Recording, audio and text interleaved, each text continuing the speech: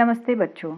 मैं उम्मीद करती हूँ कि आप लोगों ने नवनिर्माण अपने काव्य पाठ की चतुष्पदियों को समझ लिया होगा। बच्चों, चतुष्पदियाँ, दोहें, कथा, कहानियाँ जो भी हम पढ़ रहे हैं या पढ़ेंगे, उन सब में हमारे जीवन से संबंधित बातें ही बताई जाती हैं। तो चलिए आगे कवि ने हमारे जीवन में घटित होने वाले कौन से पहलू पर रोशनी डाला है, ये देख लेते हैं। कवि अपनी इस चतुष्पदी में कहते हैं, जिसको मंजिल का पता रहता है, पथ के संकट को वही सहता है। एक दिन सिद्धि के शिखर पर बैठ अपना इतिहास वही कहता है, अपना इतिहास वही कहता है। बच्चों, कवि ने इन चतुष्पदियों या पंक्तियों के माध्यम से हमें अपने लक्ष्य की ओर अग्रसर होने की बात की है। जैसे जिसको मंजिल का पता रहता है, अर्थात यहाँ पर हम सभी ने अपने जीवन को सुदृढ़ बनाने के लिए अपनी अपनी मंजिल यानी लक्ष्य को जरूर सोच रखा है। यहाँ पर मुझे स्वामी विवेकानंद द्वारा लिखित कुछ वाक्य याद आ रहे हैं। वे युवाओं से कहते हैं कि पहले अपने मन में एक विचार, एक लक्ष्य ले लो और सोते, जागते, उठते, बैठते, यहाँ तक कि सपने भी उसी के देखो और उसको पाने के लिए संघर्ष करो। तब आप अपनी मंजिल, अपने लक्ष्य को आसानी से प्राप्त कर सकते हैं। हमारे समाज में ऐसे कई लोग थे या हैं और रहेंगे जिन्होंने अपनी मंजिल, अपने लक्ष्य को प्राप्त करने के लिए एक बार ठान लिया कि मुझे ये काम करना है, तो वो करके ही दम लेते हैं। हमारे समाज सुधारकों को देख लेते हैं, जिसे आप इतिहास और समाज शास्त्र विषयों के माध्यम से जानते हैं, पहचानते हैं। जैसे राजा राम मोहन रॉय को कौन नहीं जानता, जिन्हें भारतीय पुनर्जागरण का अग्रदूत और आधुनिक भारत का जनक कहा जाता है। इन्होंने ब्रह्म समाज की स्थापना की। ज्योतिराव फुले हमारे सामने समाज सुधारक, लेखक, दार्शनिक और क्रांतिकारी के रूप में आए। शिक्षा को भी उन्होंने महत्व दिया। सावित्री ज्योतिराव फुले को हम कैसे भूल सकते हैं। ये भारत की पहली महिला शिक्षिका के रूप में हम उन्हें याद करते हैं। साथ ही एक कवियत्री के रूप में, समाज सेविका के रूप में, जिनका लक्ष्य लड़कियों को शिक्षित करना था। यही कारण है कि आज हम अपनी कक्षाओं में शिक्षा ग्रहण करने के लिए आ बैठे हैं। मदर टेरेसा, इनको कौन नहीं जानता। 11-12 वर्ष में ही इन्होंने दृढ़ निश्चय कर लिया था कि वे समाज की सेवा करेंगी और उन्होंने गरीब, बीमार, अनाथ और मरते हुए लोगों की मदद की और सेवा की। ऐसे कई लोगों ने अपनी मंजिल को पाने के लिए अनेकों कष्ट उठाए। कवि यही बात यहाँ पर कह रहे हैं, पथ के संकट को वही सहता है। हमने जिनके बारे में ऊपर देखा, समझा, उनके कार्यों को याद किया, तो क्या उनको उनकी मंजिल, लक्ष्य आसानी से मिल गया? नहीं, उन्हें अनेकों नेक कष्ट उठाना पड़ा, कई प्रकार के संघर्ष करने पड़े। क्या हम और आप नहीं जानते? परंतु उनकी यह जिद कहें या दृढ़ संकल्प कहें, हम जो भी कहें, कष्टों के साथ, संघर्षों के साथ कभी समझौता नहीं किया। इसका परिणाम आज हमारे सामने है। कई प्रकार की तकलीफों के बावजूद उन्होंने अपनी सिद्धि यानी अपनी सफलता को प्राप्त किया और सबसे ऊंचे शिखर पर चढ़ गए। तो बच्चों, हम सभी अपनी अपनी मंजिलों की बात करते हैं और उसे प्राप्त करने की कोशिश भी करते हैं। इस कोशिश में हमारे सामने बहुत सारी बाधाएं, कठिनाइयां भी आती हैं और कोई अपने आप को हारा हुआ भी पाता है, तो कोई उन कठिनाइयों, बाधाओं और संकटों को पार भी कर लेता है और वही सफलता के शिखर पर यानी अपनी मंजिल पर पहुंच जाता है। ठीक उसी तरह से हमें भी संघर्ष को चीरते हुए अपनी मंजिल के शिखर पर पहुंचना है और एक नया इतिहास रचना है। यही प्रेरणा कवि इन पंक्तियों के माध्यम से देना चाहते हैं। जैसे हम कह सकते हैं कि रेलगाड़ी उस पटरी पर चलना आरंभ करती है जिसके लिए उसे सिग्नल और लाइन क्लियर दिया जाता है। अपनी मनमर्जी से वह किसी भी दिशा में नहीं दौड़ सकती है। ठीक इसी प्रकार जीवन क्रम किस मार्ग पर चले, इसका निर्धारण मस्तिष्क में उठने वाले विचार करते हैं। अतः हमें भी अपनी मंजिल या लक्ष्य को एक दिशा प्रदान करना होगा, ताकि आने वाली पीढ़ियों के लिए हम नया इतिहास रच सकें। त्रिलोचन जी की अगली चतुष्पदियों को देख लेते हैं। प्रीति की राह पर चले आओ, नीति की राह पर चले आओ, वह तुम्हारी ही नहीं सबकी है। गीति की राह पर चले आओ, गीति की राह पर चले आओ। बच्चों, कवि यहाँ पर कहते हैं कि प्रीति यानी प्रेम, स्नेह, तो यह जीवन क्या है? प्रेम और स्नेह से भरा है। कृष्ण जी भी यही कहते हैं कि प्रेम ही जीवन का सार है। दूसरी तरफ स्वामी विवेकानंद जी भी यही कहते हैं कि जगत के सब रहस्यों का द्वार प्रेम ही है। यदि हृदय में प्रेम नहीं है तो हमारा जीवन व्यर्थ है।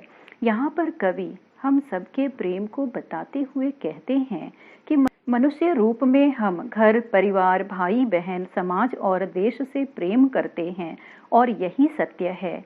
एक दूसरे के साथ जब हम प्रेम, स्नेह से और आदर सम्मान के साथ जीवन बिताते हैं तो वह हमारे जीवन की नीति बन जाती है। यहाँ पर कवि दूसरी पंक्ति में नीति की बात करते हैं। नीति यानी नैतिकता, मूल्य और नियम, अर्थात जहाँ प्रेम होगा वहाँ नियम तो रहेगा ही। बिना नियम के प्रेम हो ही नहीं सकता, अर्थात प्रेम और नियम साथ साथ चलते हैं।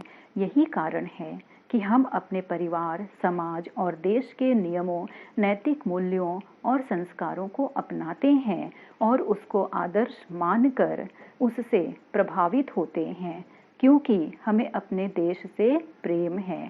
परंतु कहीं न कहीं आज ये सारे मूल्य, संस्कार खत्म होते जा रहे हैं। यदि हमारे अंदर प्रेम और नैतिक मूल्य नहीं होते तो सोचिए हमारा समाज कैसा होता। और हाँ, कवि यहाँ पर यह भी कह रहे हैं कि ये दोनों किसी एक का नहीं, बल्कि वह पूरे समाज और देश का है, जहाँ सभी लोग एक दूसरे के साथ प्रेम पूर्वक रहते हुए नियमों का पालन करते हैं। वहीं इंसानियत और मनुष्यता दिखाई देती है। और जहाँ पर ये सारी चीजें हैं तो किसी एक की न होकर सबकी है। तो हम सबकी ये जिम्मेदारी है कि हम नियम, मूल्यों और संस्कारों को जिंदा रखें। और यदि ऐसा करते हैं तो हम अपने जीवन को गीतमय बना देंगे। जैसे गीति की राह पर चले आओ, इन पंक्तियों के माध्यम से कवि हमें यही संदेश देते हैं कि जीवन में आए कष्टों और संघर्षों को झेलते हुए अपने जीवन को एक सुर, ताल और संगीत बना दें।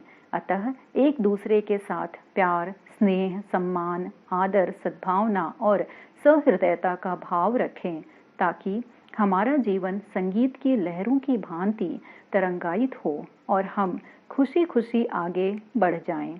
समाज और देश से प्रेम, यहाँ पर इन सभी को निभाने के लिए कुछ नियम, कुछ मूल्य, कुछ नैतिकता बनी हुई हैं, जिसे हम संस्कार भी कह सकते हैं। अतः हम संस्कारी ही नहीं बल्कि सुसंस्कारी बने, ताकि हम देश, समाज को नई दिशा में ले जा सकें, कुछ नया निर्माण कर सकें और साथ में पूरे समाज और पूरे देश की यह नीति, गीति और प्रीति की राह बन जाए, तभी देश का जन कल्याण होगा। कवि त्रिलोचन जी अपनी अगली पंक्तियों यानी अगली चतुष्पदियों में समानता की बात करते हैं। कहते हैं, साथ निकलेंगे आज नर नारी, लेंगे कांटों का ताज नर नारी, दोनों संगी हैं और सहचर हैं, अब रचेंगे समाज नर नारी, अब रचेंगे समाज नर नारी। तो बच्चों, इन चतुष्पदियों के माध्यम से कवि प्रकृति और पुरुष की बात करते हैं, अर्थात नर और नारी या स्त्री और पुरुष, क्योंकि यही दोनों मिलकर प्रकृति, समाज, परिवार को संभालने में अपना योगदान दे रहे हैं। या फिर यूं कहें, जिस तरह से गाड़ी में दो पहिए होते हैं, यदि उसमें से एक पहिया भी खराब हो गया तो गाड़ी आगे बढ़ नहीं सकती है। अतः ये नर नारी हमारे समाज, परिवार और देश को चलाने वाले वह पहिए हैं जिसमें से एक को भी कुछ हो गया तो उसकी व्यवस्था में भूचाल आ जाएगा। अतः नर नारी जीवन के पहिए हैं, अर्थात दोनों को साथ चलना है। इनमें कोई भेद नहीं है, क्योंकि हर एक मनुष्य के लिए, चाहे नर हो या नारी, हमारे समाज में सबके लिए स्वतंत्रता, समानता और मानवता का विधान है। अतः कवि कहते हैं, दोनों को समान अवसर मिलना चाहिए। यदि समाज का हर एक वो चीज जब दोनों को समान मिल रहा है तो जीवन में आने वाली कठिनाइयों, मुसीबतों और संघर्षों से वे अलग कैसे हो सकते हैं। अतः यहाँ पर कवि ने यही कहा है, कांटों का ताज ये दोनों पहनेंगे, जीवन के संघर्षों का सामना दोनों मिलकर करेंगे। मुझे यहाँ पर त्रिपुरारी जी की प्रेरणा नामक कविता याद आ रही है। उनकी 3 पंक्तियों की त्रिवेणी इस प्रकार है। मेरे ऑफिस में महीनों से मेरे दिन की शिफ्ट, तेरे ऑफिस में महीनों से तेरी रात की शिफ्ट, नन्हे बच्चों को तो टुकड़ों में मिले हैं माँ बाप, नन्हे बच्चों को तो टुकड़ों में मिले हैं माँ बाप। हमने इसे पिछले साल 11वीं कक्षा में पढ़ लिया है। यहाँ पर भी नर नारी दोनों का संघर्ष दिखाई दे रहा है। दोनों को एक दूसरे का सहारा बनना है। जैसे यहाँ पर जयशंकर प्रसाद द्वारा रचित कामायनी महाकाव्य में श्रद्धा निराश मनु को समझाते हुए कहती है कि जीवन में दुख के बाद सुख का आगमन अवश्य होता है। दुख परमात्मा का वरदान है, उससे घबराना नहीं चाहिए।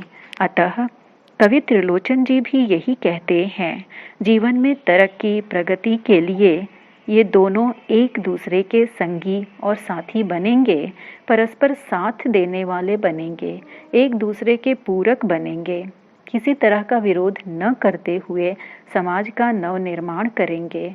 नए समाज की स्थापना होगी और नए समाज के निर्माण में इन दोनों का योगदान होगा। यहाँ पर ज्योतिराव फूले और सावित्रीबाई फूले को हम भुला नहीं सकते हैं। यह समानता मानसिक हो, आर्थिक हो, भावनाओं का हो या विचारों का, इन दोनों में इनका निर्माण होना जरूरी है। समाज में यदि नए आदर्श की स्थापना करनी है तो दोनों यानी नर और नारी को साथ मिलकर चलना होगा।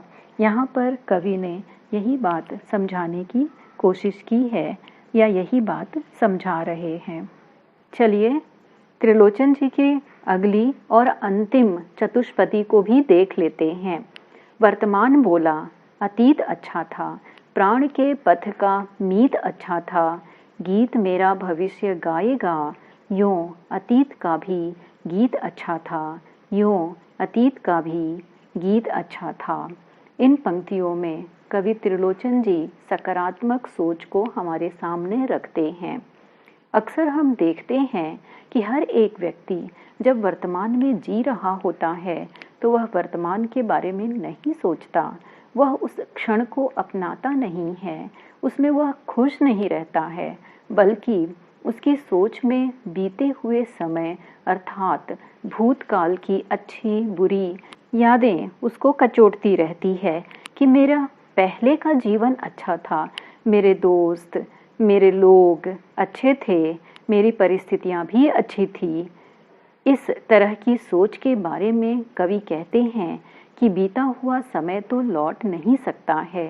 अतः वर्तमान में होने वाले संघर्षों को अपनाएं, कठिनाइयों का सामना करें, कष्टों को, दुखों को गले लगाते हुए अपने प्रयत्नों से उसे दूर करते हुए भविष्य की सुंदर कल्पनाओं को, सुनहरे भविष्य का स्वागत करना है।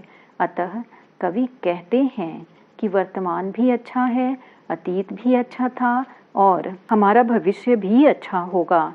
ऐसा सोचने वाले लोग अपने जीवन में ऊंचाई के शिखर पर पहुंचते हैं, उन्हें सफलता हासिल होती है और वही लोग अपने जीवन में नव निर्माण कर लेते हैं।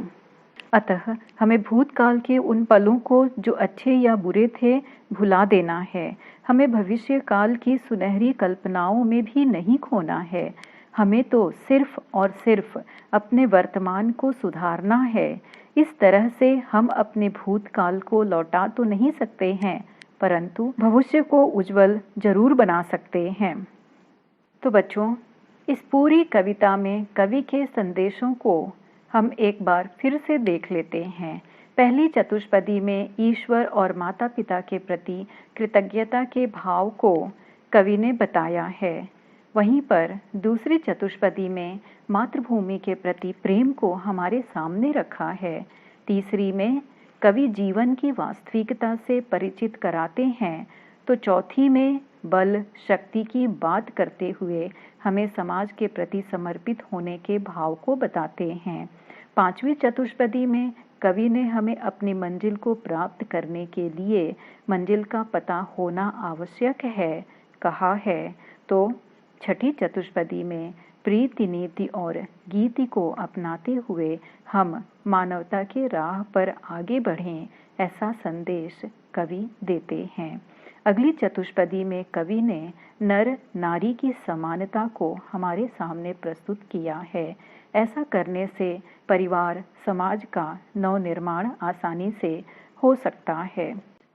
और अंतिम चतुष्पदी में कवि ने अतीत, वर्तमान और भविष्य सब अच्छा ही होगा, ऐसी सकारात्मक सोच को हमारे सामने रखा है और कहा है कि हमें अपने वर्तमान को सुधारना है, बाकी सारी चीजें छोड़ देनी है, वो अपने आप ही सुधर जाएगी। मेरे द्वारा पाठ्य पुस्तक के किसी और पाठ का वीडियो देखना या सुनना चाहते हैं तो मेरे इस चैनल को सब्सक्राइब कर दीजिएगा और बेल आइकन पर भी क्लिक कर दीजिएगा ताकि आपको नोटिफिकेशन मिल सके और आप इसका उचित लाभ प्राप्त कर सकें। धन्यवाद।